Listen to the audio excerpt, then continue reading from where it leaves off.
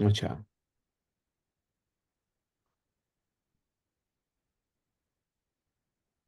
दूसरा भी है इसके बाद। हाँ, कार्तिक आए, वो नेक्स्ट पूनम में वो आएगा, कीर्ति गाई।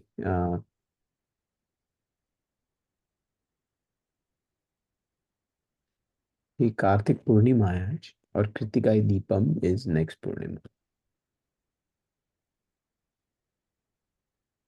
It's not celebrated as much in the north. It's celebrated as Dev Diwali. नहीं, हमारे यहाँ होता है ये। यहाँ पे तो बहुत बड़ा, मतलब ये देव दीपावली जो है ये बेसिकली यहाँ पर ना गंगा जी पर मेला लगता है। तो अच्छा। जितना भी एरिया जहां जहां से गंगा निकलती है, अक्रॉस फ्रॉम, मतलब Uttarakhand to farthest point in Calcutta, पूरे ओके। ट्रैक में हर जगह जो गंगा जी के आसपास के गांव जो हैं वो आज के दिन वहां पर मेला होता है, गंगा स्नान होता है। ओके। और यहाँ पर एक डेथ रिचुअल होता है कि अगर किसी भी व्यक्ति के यहाँ डेथ होती है तो आज के दिन दीपक जलाने होते हैं। तो 108 दीपक जलाए जाते हैं आज के दिन।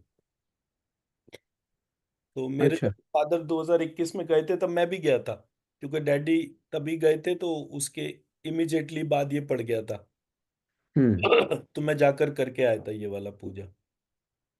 तो इसलिए यहाँ पर तो ये इसका जो सेलिब्रेशन है पूरे कार्तिक महीने, मतलब मम्मी का वो दीपक जलाना एंड वो सब बहुत रेगुलर था। Right, right, right. एक्चुअली दीपक जलाने में ही एक ऑब्जेक्टिव होता है। जब आप 10 ग्राम देसी गाय का घी, अच्छा, घी लेना है, तेल नहीं। मैं बता रहा हूं भी, दस हम्म। ग्राम देसी गाय का घी दीपक में जलाते हैं हम्म। तो 10 टन ऑक्सीजन जनरेट होती है। वाह। तो कोविड के ओनली। टाइम पर तो मैंने और आरती ने पता नहीं कितने लोगों को रात को सोने से आधे से 1 घंटा पहले अपने रूम में देसी गाय का घी जलाने को बोला, सो दैट जब वो वाह। सोने जाएं तो रूम का जो ऑक्सीजन लेवल है वो बहुत हाई हो जाए।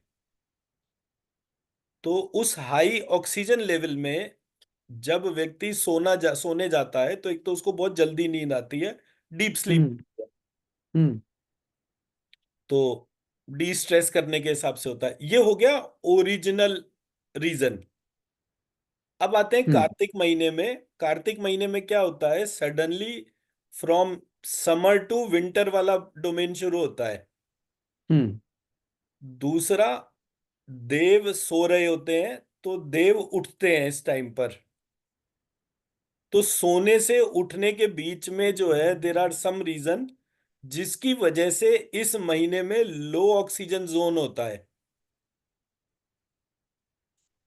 तो कार्तिक महीने में दीपक जलाने का ये ऑब्जेक्टिव था। अब क्या है, नॉट एवरीबडी कैन अफोर्ड देसी घी। तो रिचुअल चलने के लिए जो है वो तेल, तो तेल इसमें प्राइमरली कहा जाता है तिल का तेल प्रयोग करने के लिए। हम्म। तो देसी घी के बाद तिल का तेल जो है उसका सबसे ज्यादा वैल्यू माना गया। उसके बाद फिर सरसों के और बाकी तेल के तौर पर है। राइट, तो राइट, राइट। एक से जो है वो 10 टन ऑक्सीजन है, दूसरे से 9 टन है, तीसरे से 8 टन है। मतलब वो टनेज ऑफ ऑक्सीजन का फर्क है। बट एक्चुअली जो ये पूरी डोमेन है ये ऑक्सीजन जनरेट करने के लिए है। कोई भी पेड़ जो है, अब तो क्या हो गया कि ये मंदिर और इस सब की चीजें हो गई, अदरवाइज बरगद और पीपल का पेड़ जो है वहां पर इसकी वैल्यू मानी जाती थी। नहीं, पूरे साउथ इंडिया के मंदिर में पीपल के पेड़ के ऊपर बहुत दिए, यहाँ पे भी मंदिर में मैं पीपल के पेड़ के ऊपर उसका भी बहुत रीजन सारे बता रहा दिए। हूँ। बरगद के पेड़ पर पुरुष प्रेत रहता है। हाँ, पहले बताया बरगद था। बरगद का tree, can you tell in English what's the name? Banyan, banyan. बनियन अच्छा। ट्री। हम्म, और पीपल का जो है उस पे स्त्री प्रेत रहता है। हाँ। अब प्रेत जो है हमेशा वहां पर रहता है जहां पर लो टू हाई ऑक्सीजन वाली डोमेन होती है। इसलिए हम्म, पीपल और बरगद के जो पेड़ होते हैं उनकी जो ब्यूटी होती है वो होता है कांस्टेंट ऑक्सीजन। आप बाकी पेड़ के नीचे रात को जाइए और बरगद और पीपल के पेड़ के नीचे रात को जाइए, तो यहाँ पर कांस्टेंट ऑक्सीजन है। हम्म।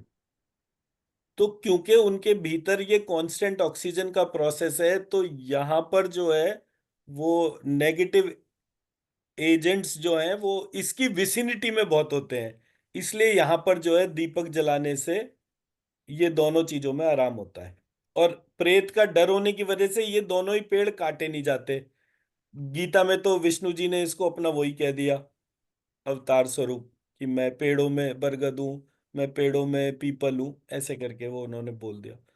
सो I mean, I remember my parents would tell after you have a head bath, don't go under banyan tree, don't go under people tree, लाल कपड़ा पहन के मत जाना, बाल खुला छोड़ के मत जाना. देखिए ऐसा है, मैं आज अभी रमेश सर से यही वाली बात कर रहा था। पूरे प्रोसेस में हम लोग जो है एक शरीर है, Hmm. ये हमें हजारों बार समझाया जाता है। हम लोग एक आत्मा है, ये हमारे को नहीं समझाया जाता। हमारे रिचुअल ले लीजिए कोई सा भी, Correct.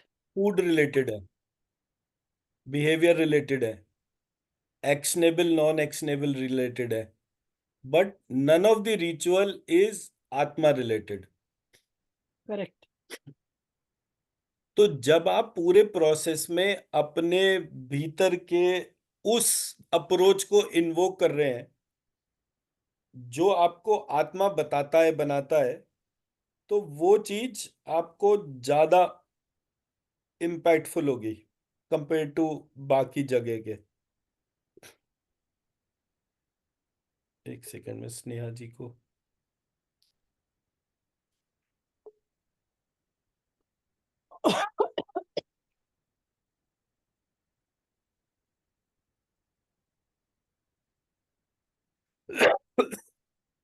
और इसमें मैं टर्म यूज करता हूं अहम ब्रह्मास्मि। Mhm.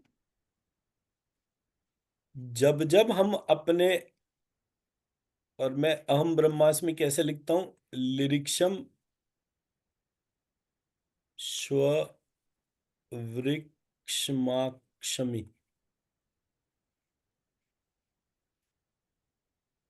आप इसको स्कैन करके देखेंगे तो अहम ब्रह्मास्मि से ज्यादा एनर्जी आपको लिरिक्षम स्व वृक्षमाक्षमि में मिलेगी। उसका मतलब सिर्फ ये होता है, अहम मतलब मेरा शरीर, वो मेरा शरीर जो है वो बेसिकली लिरिक्षम के तौर पर है, मेरा मंत्र शरीर। Liriksham, then? ब्रह्मास्मि को, ब्रह्म को स्व वृक्षमाक्षमी कर दिया ना। Sure. मैंने ये पहले भी बोल रखा है, मैं फिर से रिपीट करता हूँ, एक सेकेंड। मैंने इसमें ये बोला था, हम अहम टर्म जो लिखते हैं, ये अहम टर्म ओरिजिनेट कहाँ से होता है? ये होता है ह और म। Mhm. म जो है वो लास्ट कॉन्सोनेंट है, Mhm. ह जो है वो लास्ट सेमी वोवल है, और अ जो है वो फर्स्ट वोवल है। Mhm. सो अ जो है वो फर्स्ट वोवल नहीं है, because it is air element. The first vowel is लिरी। ह is not the last semi vowel, the last semi vowel is श, एंड म इज द लास्ट कॉन्सोनेंट, तो म। तो इसलिए टर्म जो बना वो एक्चुअल टर्म है लिरिक्शम इंस्टेड ऑफ अहम। ये मैंने ग्रुप में शेयर भी करा था इससे पहले, Mm. पहला पार्ट। अब जब मैं इसी बेसिस पे दूसरे पार्ट को डिफाइन करता हूं, तो मैं इसको लिखता हूं ब्रह्मास्मि। यहाँ दो टर्म हो गई, एक ब्रह्म हो गया और एक टर्म हो गई अस्मि।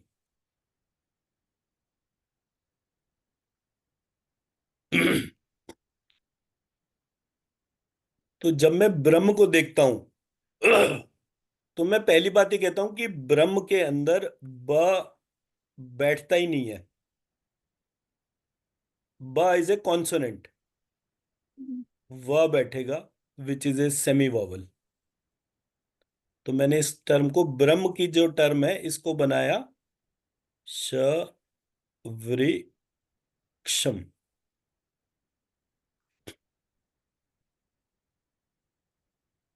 मैं मेरी बात समझा पाया? Mm-hmm. तो जब मैं टर्म को कनेक्ट कर रहा हूं, so I now rewrite it and I put it as स्ववृक्षमाक्षमी।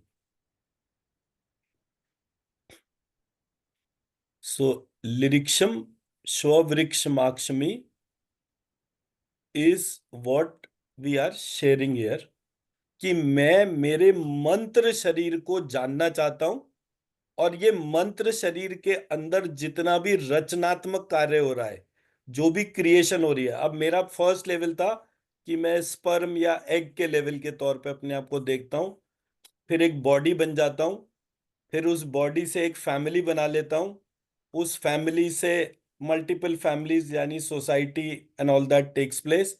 ये जो मेरे भीतर की ट्रांसफॉर्मेशन हो रही है, व्हाट इज कॉजिंग दैट?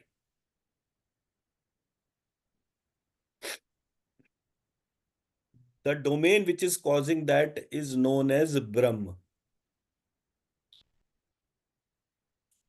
अब इसको वैसे भी अगर आप देखना चाहें, श, व्री और क्ष, ये इसका बेस बैठता है। श शिव है, क्ष शक्ति है, और इसके बीच के भीतर मेरा व रूपी प्राण की उत्पत्ति नीचे, इसलिए ऋषि वाला रील दे रखा है।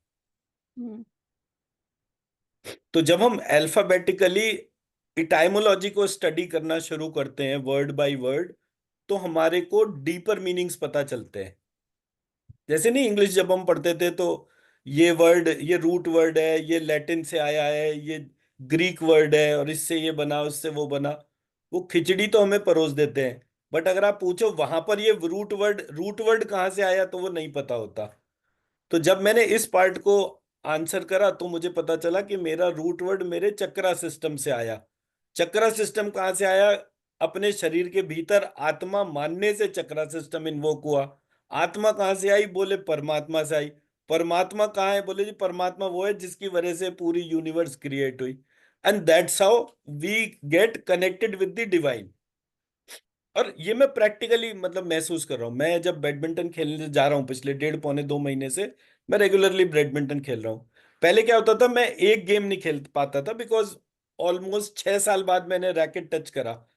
तो जब मैं पहले दिन खेलने गया तो 1 या 2 गेम मुश्किल से मैं खेल पाया।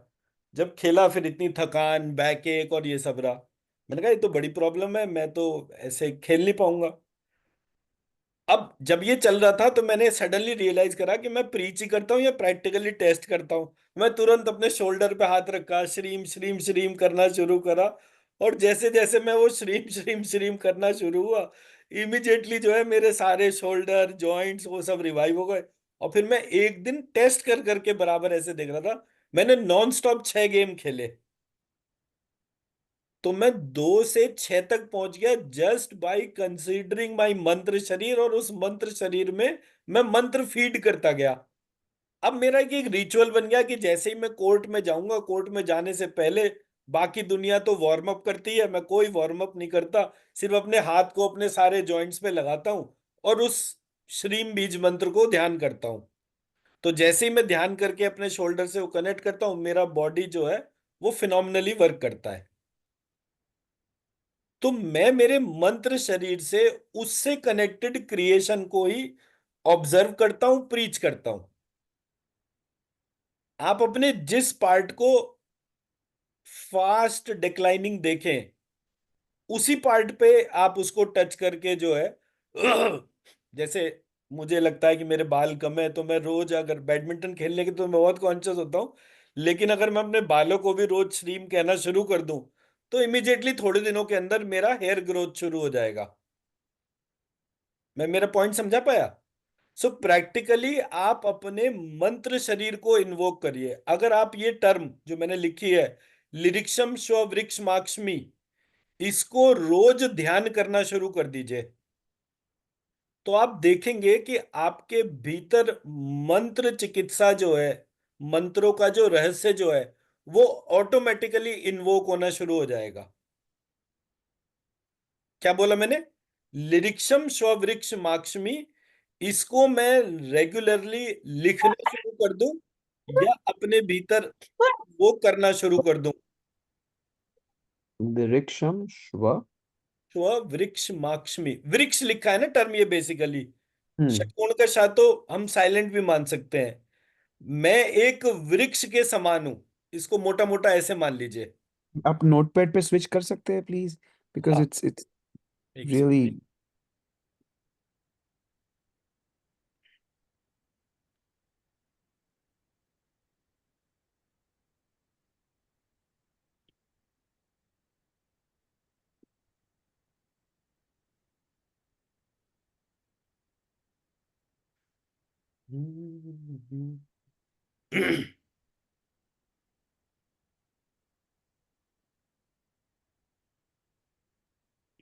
नहीं, मैं पहले इस पे लिख देता हूँ सो दैट कि बाद में इसको नोटपैड पे भी डाल देंगे।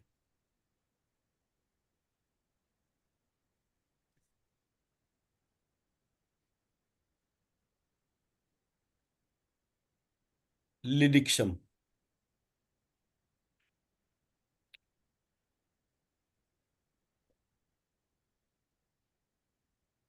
We can write in English also, right? It doesn't या need. या Shva.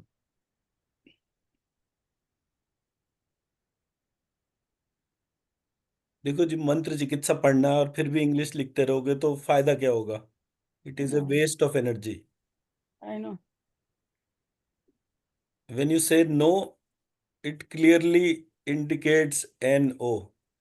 ऐसा बहुत बार मैंने पढ़ा है। Mm. जो Because when you now we can see the words clearly. In the other one, no, we can't. It gets तो confused. जैसे आशीष जी ने बोल दिया, आप भी बोल देते कि इसको उस पे कर दो, तो मैं स्विच कर लेता। मेन क्या होता है वो, जैसे वो मैं बेसिकली जो डिस्कस कर रहा था वो व्हाट्सएप की इमेजेस और वो थे जो मैंने कल शेयर करे थे। तो वो Mm. एक एक इमेज के तौर पर ही उसको लिखना पड़ता है, अदरवाइज वो बार बार जो है मैं उसको स्विच करता रहूंगा तो फिर वो नहीं पड़ेगा। अभी तो क्योंकि आराम हो गया, बिकॉज पहले तो इमेज बाय इमेज चलना होता था। अभी तो ये है कि उनकी रमेश जी की वो तंत्राज तंत्र आ गई, तो वो Now, but in तीनों जने Hindi. अपनी अपनी बुक खोल लेते हैं और पेज बाय पेज चलता रहता है और जो पार्ट लिखना है वो लिख सकते हैं। अदरवाइज मुझे पहले मैं इमेज का फोटो खींचता था, ग्रुप में डालता था, फिर वो Mm. मतलब एक दिन पहले लेक्चर के वो इमेजेस चली जाती थी और अगले दिन हम डिस्कस करते थे। So that's how it is. तो मेरा जो कहने का ऑब्जेक्टिव वो ये है कि ये जो लिखा हुआ है, इसके लिखने से ही स्ट्रक्चर इन्वोक होगा। अदरवाइज अहम जो है, Mm. ब्रह्मास्मि जो है, Mhm. मैं एक दफे वो डॉक्टर चांद भारद्वाज के साथ बैठा हुआ था, तो मैंने कहा सर अहम ब्रह्मास्मि तो वेद का महावाक्य है। बोले Mm. एक्चुअली ना अहम ब्रह्मास्मि ईगो जनरेट करता है। Aham. तो मैंने कहा कि ये कैसे आपने इंटरप्रेट करा? ही वॉज ऑलमोस्ट, जब मेरी बात थी तब मैं शायद 40-45 ईयर्स के एज का था और वो 75-77 एज के थे। एंड उनको जो है श्रीमद् भगवत गीता और बाकी सारी किताबें बिल्कुल रटी हुई थी। पूरा पूरा स्टार्ट कहीं से भी कर लो, वो तुरंत श्लोक बाय श्लोक बोलते थे। तो मैंने पूछा कि उनसे कि भाई आपने ये इंटरप्रिटेशन कैसे डाला? बोले आपको ध्यान होगा रावण भी हमेशा अहम ब्रह्मास्मि करता था। मैंने कहा आपने कौन सा रावण को देखा है? आपने एक टीवी सीरियल को देखा है, उस टीवी सीरियल में जो पात्र था वो अहम ब्रह्मास्मि बोलता था। रावण का अहम ब्रह्मास्मि बोला हुआ पार्ट तो कहीं नहीं लिखा हुआ। Mm. तो बोले हाँ। तो बोले यार बहुत टाइम पहले देखा था 80s में, तो तब से मेरे को यही हो गया। वो उस टाइम पर उस प्रोसेस से। तो हमारे यहाँ क्या होता है कि जो हमारा लर्निंग मैकेनिज्म जो होता है वो बहुत डीपली इम्पैक्टेड होता है बाकी सारी चीजों से जो भी हमारे एनवायरनमेंट में हो रही है। और हम Mhm. Instead of formal learning की मतलब एक प्रक्रिया सर एक सब्जेक्ट को देखें और समझें, हम उसके शॉर्टकट से अपनी लर्निंग को ले लेते हैं। The worst thing which I have observe till date is एक वर्ड के मीनिंग को अज्यूम करना is the worst thing which I've seen common with everyone. And the most literates and knowledgeable people never assume the meaning of the word. They always try to refer the dictionary, or they always try to follow something so that they'll understand कि वो शब्द का origin कहां से हुआ। मैं मेरा point समझा पा रहा हूं? ये मैं इसलिए बोल रहा हूँ बिकॉज आपने बोला कि इसको इंग्लिश में लिख लें तो कोई फर्क नहीं पड़ता। इंग्लिश में लिखने से फर्क जो होता है, English is a analytical level language, whereas Sanskrit is a synthesis level language. Analytical का मतलब होता है it gives you the best information in terms of yes और नो, बट ओनली यस और no can be identified. So binary language code जो है computers के तौर पे वो is happening in connection with English only.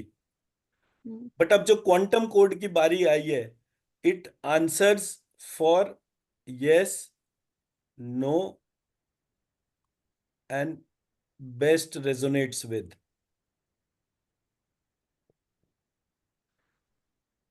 मैं मेरी बात समझा पा रहा हूं? Synthesis is something which repairs on its own. It is a complete structure. तो जब हम संस्कृत को देखते हैं और उससे रिलेटेड टर्मिनोलॉजीज में जाते हैं, डीपर टर्मिनोलॉजीज में जाते हैं, तो हमें पता चलता है कि वो एक ऐसा स्ट्रक्चर है जो करेक्टली इन्वोक होने पर जहां जहां कोई चीज डैमेज हो रही है वो उसको रिपेयर भी कर देता है। इसलिए आप देखते हैं कि जब मैं कोई मंत्र की ऊर्जा उठाकर डालता हूं किसी भी व्यक्ति के अंदर, तो मैं with in 2 minutes of time दुनिया के किसी भी कोने में डाल सकता हूं। आज तक कोई भी फिनोमेना इसलिए इवॉल्व नहीं हुआ बिकॉज वो आजकल एक नई कहानी क्या चल रही है, स्विच वर्ड्स। बोले आप मंत्र बोलते हो, हम वो स्विच वर्ड बोल देते हैं, व्हाट इज द डिफरेंस? एक ही तो बात है। एक बात कैसे हो सकती है? अगर आप स्ट्रक्चर को ही नहीं समझ रहे तो वो स्ट्रक्चर की इम्प्लीमेंटेशन को कैसे समझेंगे? That's what causes the challenge. इसलिए मुझे ये बोलना पड़ा कि अगर मैं अहम ब्रह्मास्मि वो डॉक्टर चांद भारद्वाज की तरह रटे रटाए तरीके से विदाउट अंडरस्टैंडिंग कि अहम टर्म आई कहां से, विदाउट नोइंग दैट पार्ट, अगर मैं उसमें चला जाता तो मुझे ये पता ही नहीं चलता कि अहम का मतलब क्या है,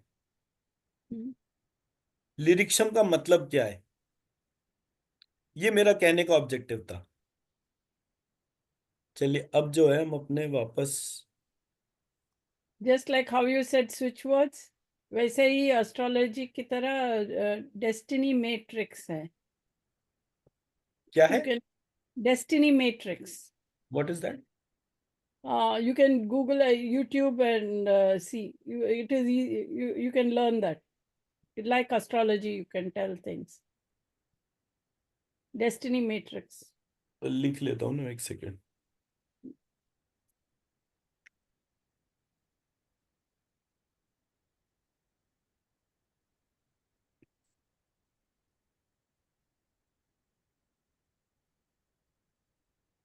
ठीक है।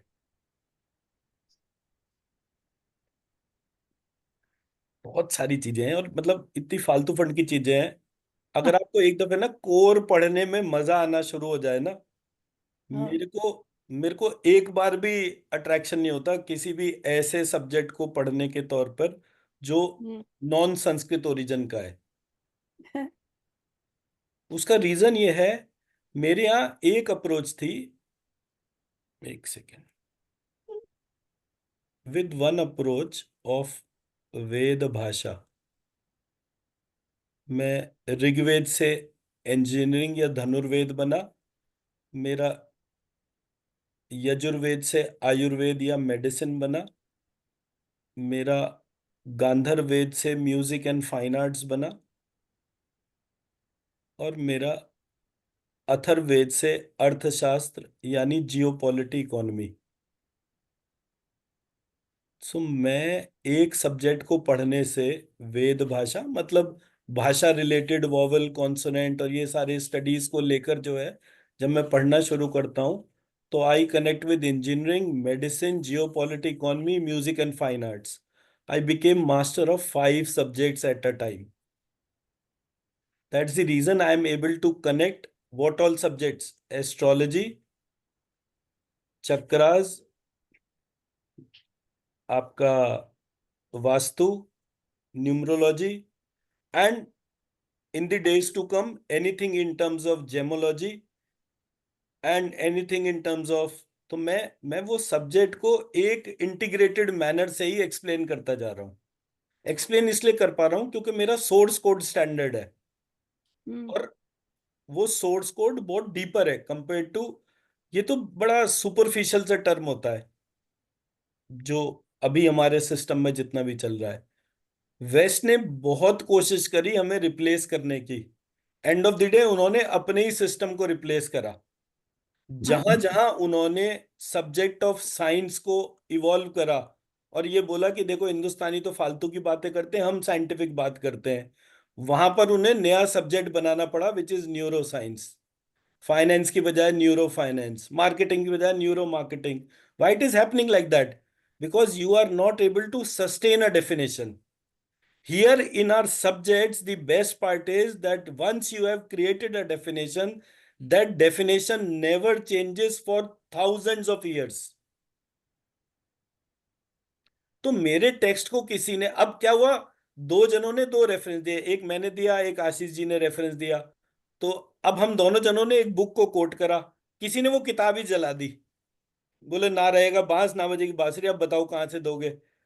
तो लोगों को याद थी तो उन्होंने फिर से किताब लिख दी। अब उन्होंने क्या करा, लोगों की याददाश्त भी खराब कर दी, तो उन्होंने कहा अच्छा ये किताब इस स्ट्रक्चर से लिखी जाती थी, पहले ये फिर ये फिर ये, तो वहां पर जो है वो फिर वो स्ट्रक्चर इन्वोक कर दिया।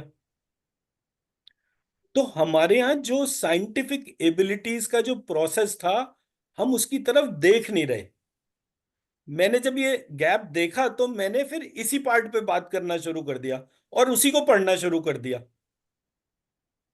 एंड आई एम श्योर, मतलब जो पार्ट पे रिवर्स करना है वो बड़ा इजी है, बहुत जल्दी कर दूंगा मैं।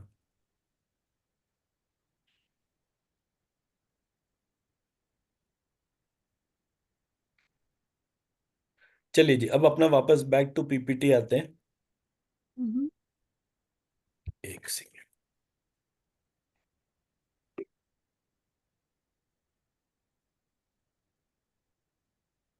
ये मेरा पीपीटी दिख रहा है आपको? Yeah, No. PPT visible? No. not Zoom.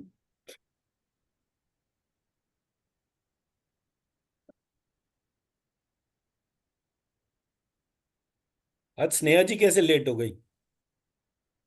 Sir थोड़ा 10 मिनट ज्यादा सो गई सर, सॉरी। मुझे लगा, मैंने कहा ये रोज तो आ जाते हैं, आज घंटी मार के देखो कि क्या हो गया। फोन भी स्विच ऑफ था। वो तो मैं इंटेंशन से भी जगा देता हूँ, उसकी मुझे कोई दिक्कत नहीं है। आप फोन आई से थिंक जो आपने फोन कर इंटेंशन दो, से ही जगाया एक्चुअली। मैं कहीं भी उसमें, मैं तो इंटेंशन प्लेस कर देता हूँ, इंटेंशन अपने आप सारे काम कर देती है। ठीक है जी, तो कल हम बात कर रहे थे बेसिकली मुद्रा विज्ञान के बारे में। हमारे को जो मुद्राएं पढ़ाई जाती हैं पूरे सिस्टम में, उसमें thumb is considered as fire element, air element, sky element और earth element and water element. जब मैंने ओरिजिनली इसको स्कैन करा, thumb was sky, index was earth, middle finger was madhyama, anamika is fire and kanishthika is air element. और एक शाहरुख खान की picture आई थी, उसमें उसने बोला कि हमारे को, तुम्हें पता है कि अंगूठी इस वाले ही हाथ में क्यों पहनाते हैं? क्योंकि यहाँ से एक वेन सीधे मेरे हार्ट में जाती है, तो मैं तुम्हारे को दिल से कनेक्ट करता हूँ। मैंने कहा ये शाहरुख खान तो कभी गलत हो नहीं सकता, बाकी जितने भी देवी देवता हैं वो सब गलत हो सकते हैं, Shahrukh Khan can never be wrong. तो मैंने कहा अगर ये इसको दिल से कनेक्ट कर रहा है तो ये तो फायर एलिमेंट हो गया। और ये अगर फायर एलिमेंट है और यहाँ पर ये इसको अर्थ लिख रहा है तो हाउ दिस कैन बी। तो मैंने फिर उसके बाद जब एक एक को स्कैन करना शुरू करा तो पूरा एलिमेंटल प्रोसेस चेंज हो गया, and it just changed by an accident. Hmm. जब मुद्रा विज्ञान पकड़ में आया, आज मैंने जो है वो एक्चुअली ये मुद्रा विज्ञान वो तंत्राज तंत्र में भी आता है, तो वहां पर 20 मुद्राओं का डिस्क्रिप्शन था। तो मैंने गायत्री मंत्र की 24 मुद्राओं का उसमें पॉइंट शेयर करा था। So our core responsibility is to identify the finger finger connected with which element. ये तो हम पहले भी कर ही चुके हैं, तो अगर रिवाइज करना हो तो मुझे बता दीजिएगा, अदरवाइज ये वाला पार्ट तो हम ऑलरेडी कर चुके हैं। तो ये मैंने इस हिसाब से, और एक मैं मुद्रा हमेशा बोलता हूं, इस मुद्रा को ध्यान करिए। ये मुद्रा में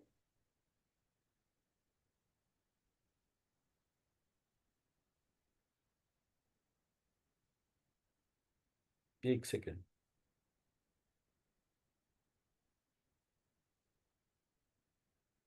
ऐसे connecting the thumb with the two fingers in between. ये वाली जो इंडेक्स फिंगर है इसको थंब के रूट में मोड़ना है।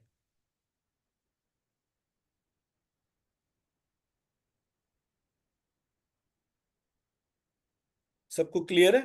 ये ऐसे करके रखना है। जो इंडेक्स फिंगर है वो रूट ऑफ द थंब है। थंब जो है वो दोनों बीच की फिंगर से प्रेस होता है ऐसे, और जो लिटिल फिंगर है वो खुली हुई है। इस मुद्रा को कहते हैं अभय मुद्रा। कहीं कोई दिक्कत हो तो बता दीजिए।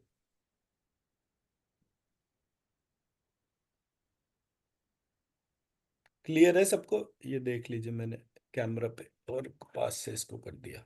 ये वाली फिंगर खुली हुई, ये दोनों बीच की फिंगर अंगूठे को प्रेस करती हुई, और ये लिटिल फिंगर थंब के रूट में।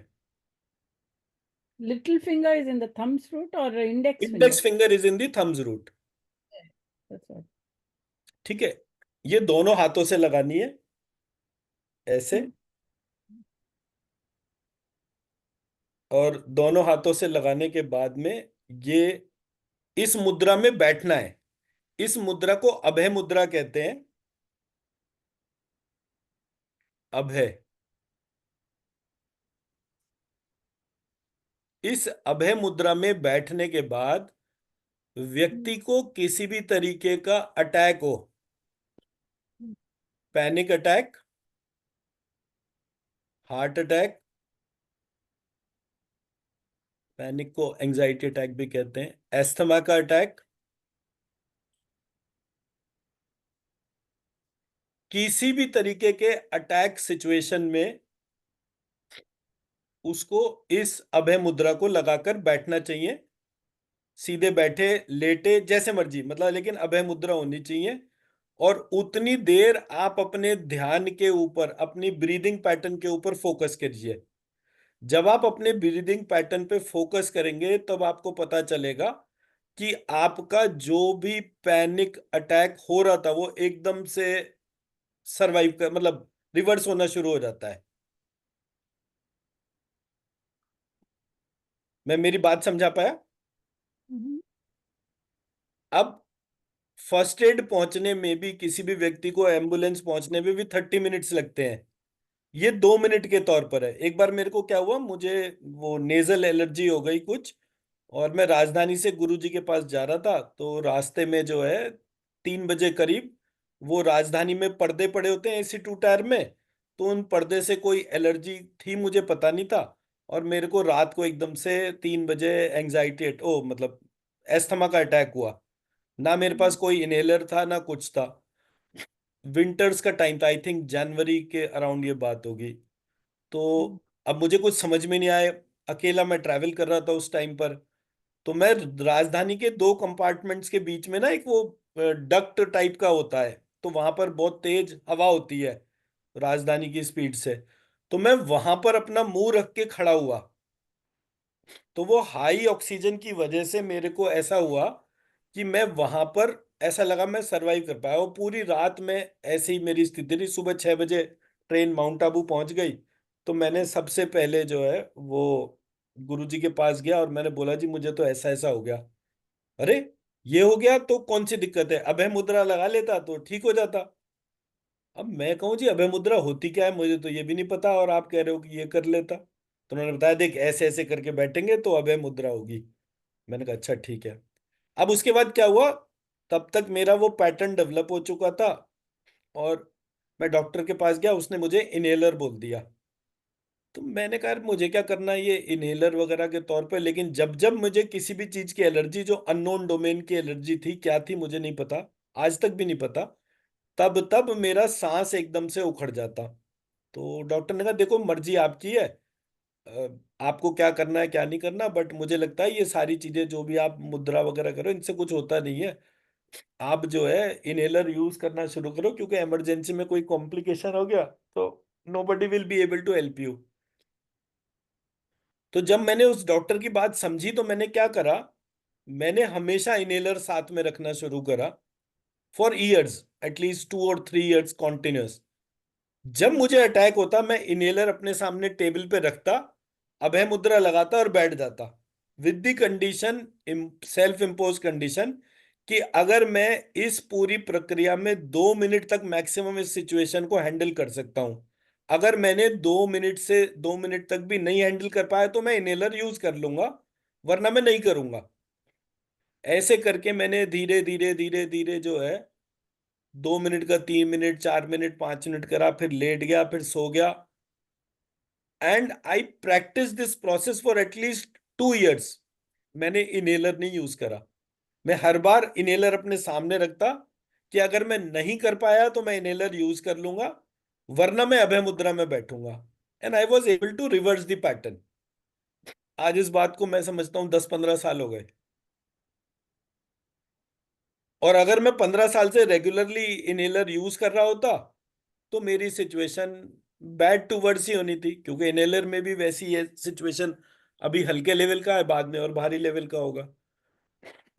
तो ये उसका फायदा है अप्रोच में, जो डैमेज रिपेयर है उसके तौर पे हम उसको देखते हैं। तो जब मैंने ये एलिमेंटल प्रोसेस को देखा तो, और जो प्रेजेंट मुद्रा सिस्टम था उसको देखा, तो मेरे को बहुत सारी चीजें उसके तौर पर पता चली। And which is what is the basis जिससे मैं किसी भी चीज को कनेक्ट करके रिजॉल्व करना शुरू कर देता हूं। तो ये मेरा फर्स्ट हैंड इंफॉर्मेशन है कि thumb is the sky element. और जब मैं अपने हाथ को ऐसे घुमाता हूं, अंगूठे से ऐसे करके चलाता हूं, जैसे नहीं टेबल पे हम हाथ रख के बड़े गंभीर उसमें सोच रहे होते हैं, तो ऐसे करके हमारी फिंगर्स चलना शुरू कर देती है। जब मैं ऐसे करता हूं तो my sky touches all the elements in a very smooth manner.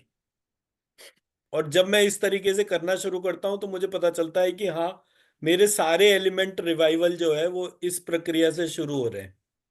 Sky air fire water earth, sky air fire water अर्थ। तो ल, ह, य, र, व, ल, ह, य, र, व, ऐसे करके ये प्रोसेस मेरे भीतर होना शुरू हो जाता है। And it immediately calms you down, and it immediately gives you something which you are missing at the time of any kind of an attack।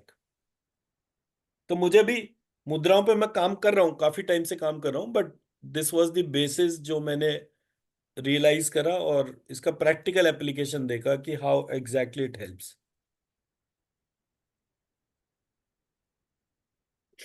अब मुद्राओं का सेकंड पार्ट पे आते हैं। Second part is when I consider both the middle fingers of my hand. ये index finger है, ये little finger है, इसके बीच के इन दोनों फिंगर को मैंने हैंड माना, इन दोनों फिंगर को मैंने लेग्स माना, ये थंब को मैंने हेड माना। अब ये जो लाइन है, ये मैंने एक लाइन ड्रॉ करी, और इस लाइन ड्रॉ करने वाले प्रोसेस पे मैंने अपने चक्रास को प्लेस कर दिया। ये दोनों फिंगर के जॉइंट पे मेरा मूलाधार चक्र, स्वादिष्टान चक्र। ये बिल्कुल कोर सेंटर में मेरा मणिपुर चक्रा। ये उसके बाद जो है मेरा हार्ट चक्रा। फिर उसके बाद मेरा थ्रोट चक्रा। फिर ये मेरे नाक का पॉइंट आता है जो थंब में बिल्कुल कोर सेंटर पॉइंट होता है, जहां पे सारे रिजेस और वो सब आते हैं। उस पॉइंट पर मैंने अपने नोज के पीछे यानी कि अपने लंबिकाग्र चक्र को आइडेंटिफाई करा। ऐसे करके मैंने अपने चक्रा सिस्टम को अपने हाथ में, पैर में आइडेंटिफाई कर लिया।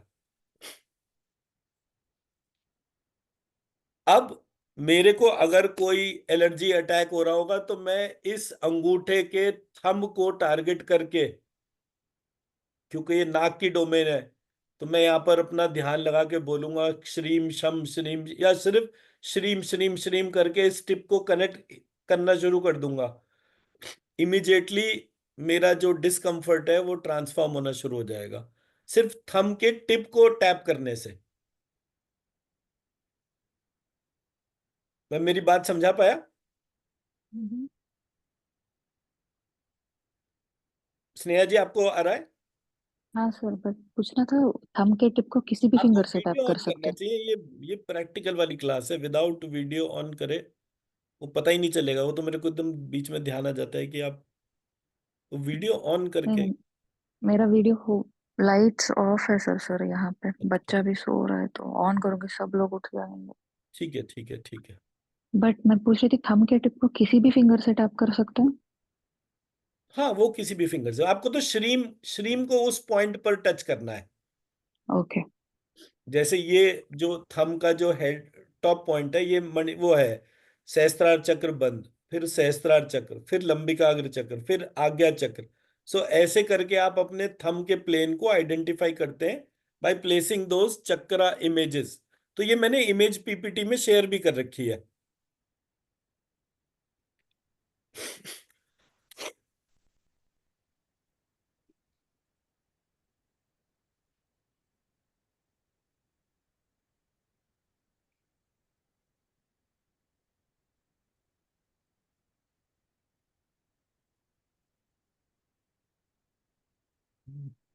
ठीक है। वो जो सर्कल बना है उसमें क्या लिखा है सर?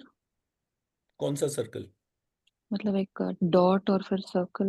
ये ना, ये मार्केट में जो इमेजेस हैं वो दे रखी हैं। ये मैंने करेक्शन करे इसमें इमेज के तौर पे।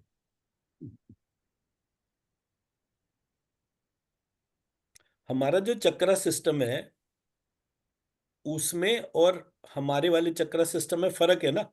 तो मैंने लेफ्ट में तो आपको वो इमेज शेयर करी कि मार्केट में जो भी लोग सिखा रहे हैं इस तरीके से, वो किस तरीके से उनके अप्रोच और मैकेनिज्म है। हमारे में क्या डिफरेंस है? तो मेरा तो एक यूनिफॉर्म थ्योरी ना, कि अगर मेरे शरीर के अंदर 9 चक्र हैं तो मेरे हाथ में भी 9 चक्र होंगे, मेरे दोनों हाथों में 9 चक्र होंगे, मेरे दोनों पैरों में 9 चक्र होंगे। ऐसे करके मेरी 5 बॉडीज को एग्जिस्ट करती है, बोथ हैंड्स, बोथ फीट और core centre of the body. ठीक ओके। है।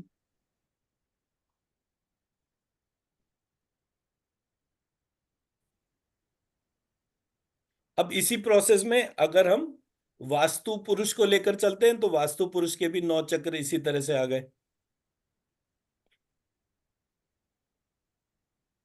इसमें कोई चीज का डाउट? नो। अब क्या है, इसमें और उसमें जो फर्क है बताने का, वो ये है कि जब भी कभी हम अपनी वास्तु मैपिंग करते हैं अपने घर का, तो ये 9 बाय 9 मैट्रिक्स हो गई। 1 2 3 4 5 6 7 8 9। ऐसे हमने पूरे मैप को 9 बाय 9 पार्ट्स में बाइफरगेट कर लिया। बाइफरगेट करने पर हर व्यक्ति जो वास्तु का स्पेशलिस्ट है वो क्या करता है, वो ये कॉर्नर्स पे यंत्रा लगाने के हिसाब से बात करता है। हम अपने यंत्रा जो है वो चक्रास पे भी लगा सकते हैं।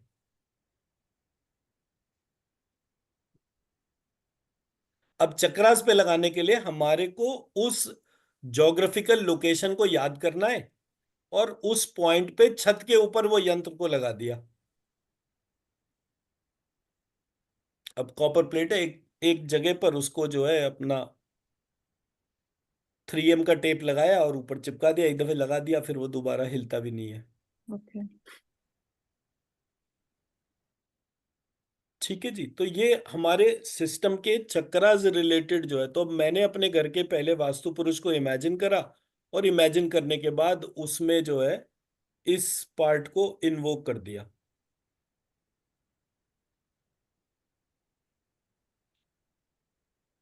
और ये हम नॉर्मली बोलते हैं कि कोई भी वास्तु वाला आए तो सबसे पहले उससे ये क्वेश्चन करना चाहिए कि जब वो आपके यहाँ आए और आपकी साइट विजिट करे और आपसे पूछे कि भाई आपके यहाँ तो ये गड़बड़ है, नॉर्थ ईस्ट में आपने टॉयलेट बना दिया, नॉर्थ वेस्ट में ये कर दिया, इधर तो ये प्लांट्स गिर गए, उससे बोलना चाहिए सबसे पहला क्वेश्चन कि क्या आपको खुद ये पता है कि मेरे घर की इस समय विद ऑल द नेगेटिव्स कितनी एनर्जी है। That's the first and foremost question one should ask, what is my energy level.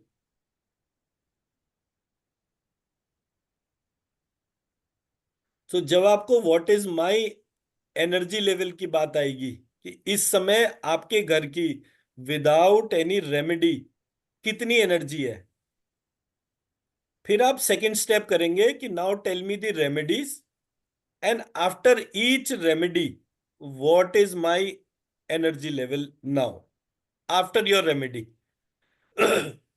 अगर आप ये दो चीजें करना शुरू कर देते हैं तब आपको हर स्टेप का रीजन समझ में आएगा। अदरवाइज मान लीजिए, मैं ये प्रैक्टिकली मैंने देखा, मेरा घर जब पुराना घर था, I am talking about early 80s, नहीं और पहले डैडी ने बनाया था 65 में, हाँ तो मैं 72 में हुआ था। तो मेरे घर में क्या था कि मैं अगर ओवरऑल ड्राइंग के तौर पे देखूं, मेरा घर ऐसे बना हुआ था, ये साउथ है, सॉरी, हाँ ये साउथ है, ये नॉर्थ है, ये ईस्ट है, ये वेस्ट है। मेरा घर ऑलमोस्ट इस तरह से बना हुआ था, पूरा नॉर्थ जो है ये मेरा ढका हुआ था, और पूरा साउथ जो है वो खुला हुआ था। यहां पर मेरे घर के इस साइड में एक नाली थी जो घर के एंट्रेंस को क्रॉस करती थी, और ऐसे करके नाली थी, और ये यहाँ पर गटर सिस्टम था। मतलब वास्तु में इस प्रकार की चीजें जो हैं वो अल्टीमेट नेगेटिव के तौर पर है। बट मेरे घर में जो फाइनेंशियल प्रॉस्पेरिटी उस टाइम पर थी वो उसके बाद में कभी नहीं रही। अब मैंने उसके बाद जब वो वास्तु वाले के कंसल्टिंग में आया तो मैंने ये हिस्से को कवर्ड करा, ये हिस्से को खाली करा, और ये हिस्सा कवर करने के बाद क्योंकि साउथ पूरा ब्लॉक रखना चाहिए, ऐसे करके ब्लॉक कर दिया। एंड नेट इम्पैक्ट, मेरे घर में डिजीजेस और ये वो सारी चीजें बढ़ती गई। अब मैं जिस जिस बंदे से कंसल्ट करता वो अपने पैसे लेता और मेरी प्रॉब्लम एज इट इज रहती, 19-20 का थोड़ा बहुत फर्क होता। सो व्हाट आई रियलाइज्ड कि in the first place does the person who is coming to you as a specialist, आपको क्या बेसिक स्कैनिंग पता है so that you can evaluate कि whether he is giving you a right input और not, is the most important aspect. इसलिए हम सबसे पहले किसी भी व्यक्ति को स्कैन करने के बारे में बात करते हैं कि जब तक आपको स्कैन करना नहीं आता, हाउ वुड यू इवेलुएट। अब उस दिन आशीष जी ने ही बोल दिया, अरे आपके मुख से बात निकली है तो सही होगी। भाई मैं कोई भगवान थोड़ी हूं, मैं भी गलती कर सकता हूं, आप सबके जैसा हूं, and I never consider myself as a godman. तो मैं उस बिलीफ पैटर्न को चेंज करने में, because everything when it comes with a godman approach, उसकी वजह से क्रॉस चेकिंग नहीं होता, और क्रॉस चेकिंग ना होने की वजह से कुछ ना कुछ गड़बड़ हो जाती है। बाद में हम उस गॉडमैन को ब्लेम कर देते हैं, बताओ आपके बताए हुए तरीके से चला और मेरे को गलती हो गई। तो मैं सबसे पहले ये चीज बोलता हूं कि मेरे बताए तरीके से अगर चल रहा है, सबसे पहले you should be able to scan the problem.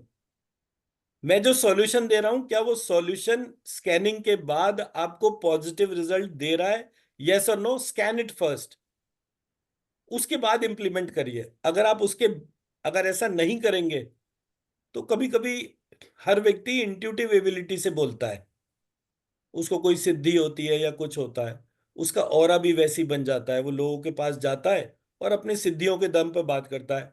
आपको ये कैसे पता चलेगा कि उस पॉइंट ऑफ टाइम पर उसकी सिद्धि जागृत थी या नहीं।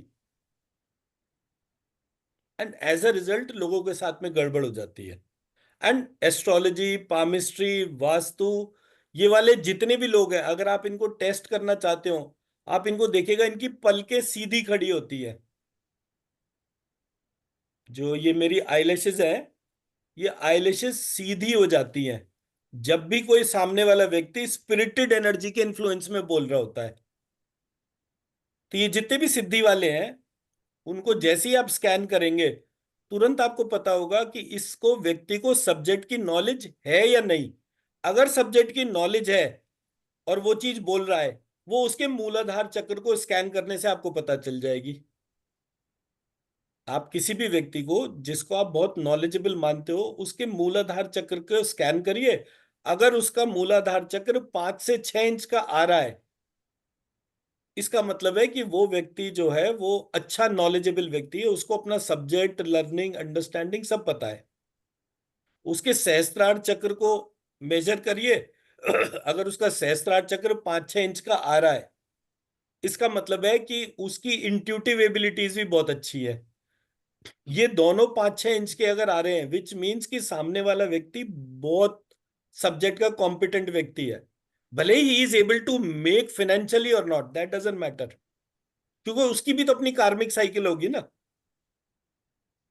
तो आपको कहीं भी किसी भी सिचुएशन में ये गेज करने में बड़ी आसानी होगी कि जो सब्जेक्ट स्पेशलिस्ट है वो एक्चुअली हैवी या नहीं है।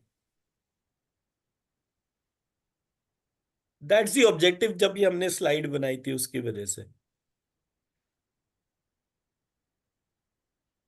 अब ये यहां पर हमने जो है दुर्गा सप्तशती के,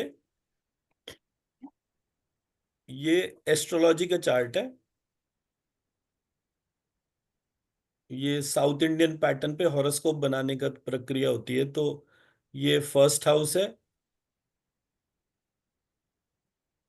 ये फर्स्ट हाउस है, ये सेकंड है, ये third, fourth, fifth, sixth, seventh, eighth, 9, 10, 11, 12। तो ये जन्म पत्री के 12 हाउसेज हैं। हर हाउस कोई चीज एक बताता है। जैसे फर्स्ट हाउस जो है सेल्फ अपीयरेंस, बॉडी। और यहां पर जो मैंने ये बीज मंत्र लिखे हैं, ये वो बीज मंत्र हैं जो दुर्गा सप्तशती के पहले 12 चैप्टर है, उनके बीज मंत्र लिखे हैं। हर चैप्टर के डीप डिटेल्स के अंदर जो है नंबर ऑफ बीज मंत्र ये चेंज हुए। जैसे 12th हाउस जो था वो था श्रद्धा, ये बुद्धि, ये रेतस, लाइकवाइज। तो ऐसे करके यहाँ पर जो है, जहां जहां उसमें 3 बीज मंत्र थे वहां 3 लिखे, जहां जहां 2 थे वहां 2, जहां 1 था 1, ऐसे करके इसको लिखा। तो जब इस प्रकार से लिखा, तो ये 12 राशियों में टोटल 27 बीज मंत्र लिखे गए।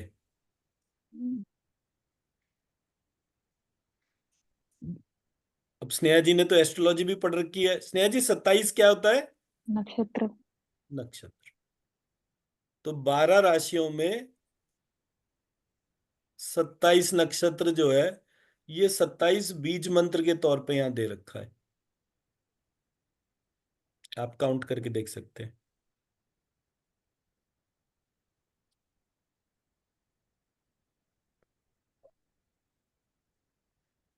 South Indian pattern. ये हॉरोस्कोप बनाने का साउथ इंडियन पैटर्न है ये। The other day he had put the North Indian pattern. This is South Indian.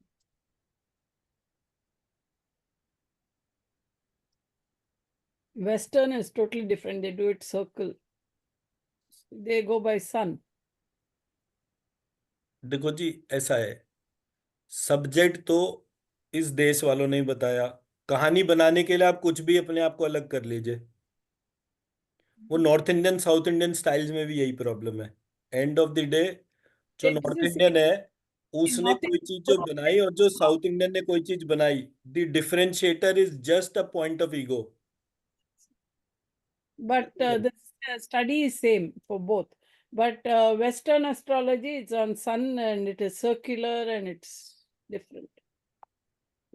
Western astrology तो खैर फंडामेंटली मैं एस्ट्रोलॉजी मानता भी नहीं, बिकॉज उसका सबसे बड़ा रीजन ये है, हमारा जो ईस्टर्न ट्रेडिशनल सिस्टम जो है वो क्या कहता है कि हमारे यहाँ शिक्षा, शिक्षा, कल्प, व्याकरण, छंद, निरुक्त और ज्योतिष, ये वेद के 6 अंग हैं। 1 2 3 4 5 6। ज्योतिष टर्म पहली बार वेदांग के तौर पर आई। ठीक है, अब ये कह देना कि हम हमारे यहाँ ये वेस्टर्न सिस्टम ऑफ एस्ट्रोलॉजी है, ज्योतिष टर्म वेद के अंदर है। और ये जो ज्योतिष है और जो प्रेजेंट डे एस्ट्रोलॉजी है has nothing in common.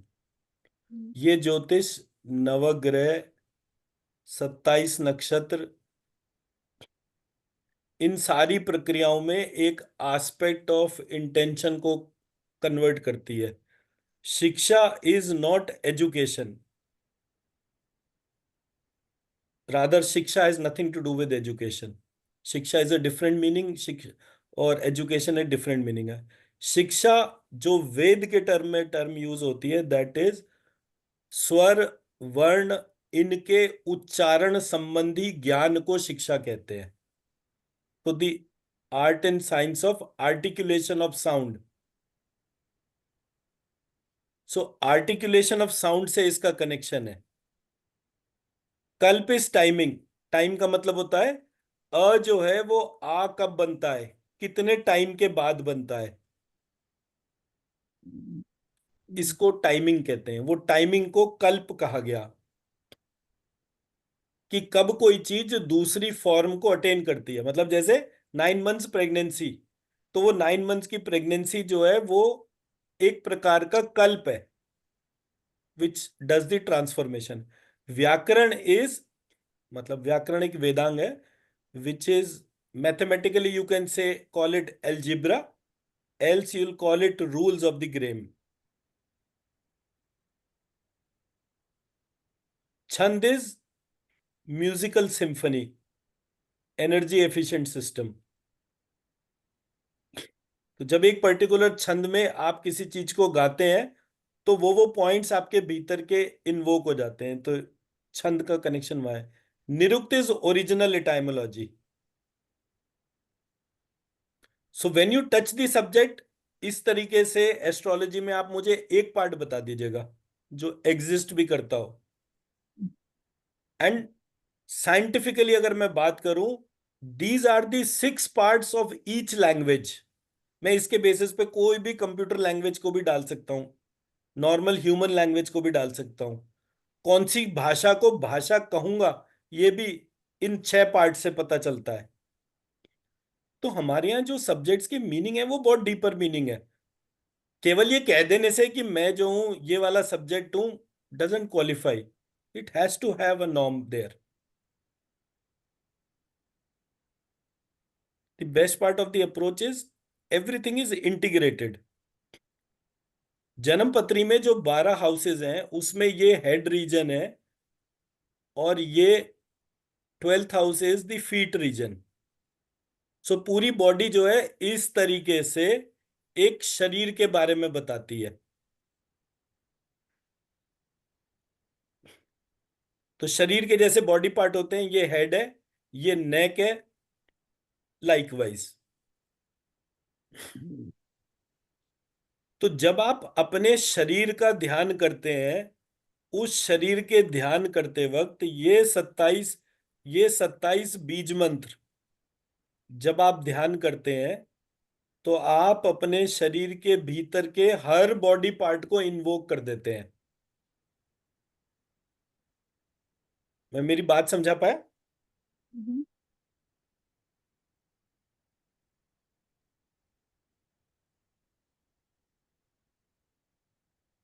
Okay, so now this is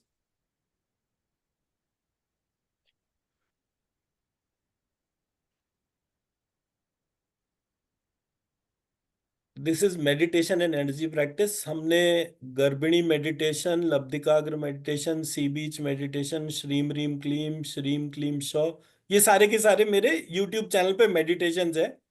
आपको ये करने हैं, और एक बार जब आप कर लें उसके बाद आप इस हर एक मेडिटेशन के लिए क्वेश्चन कर सकते हैं कि इसमें कोई चीज आपको समझ में नहीं आ रही हो या उसमें कोई दिक्कत हो, तो all that can be answered for.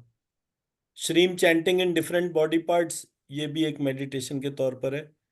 Energy practice में ये सारी की सारी अप्रोचेज हो गई जो आपको पता होनी चाहिए in the process of the program. आप लोगों ने अभी मुझे दिन का टाइम नहीं बताया, बिकॉज मुझे वो आरती का क्लास भी ऑर्गेनाइज करना है। सो कौन सी डेट्स पे डे टाइम? December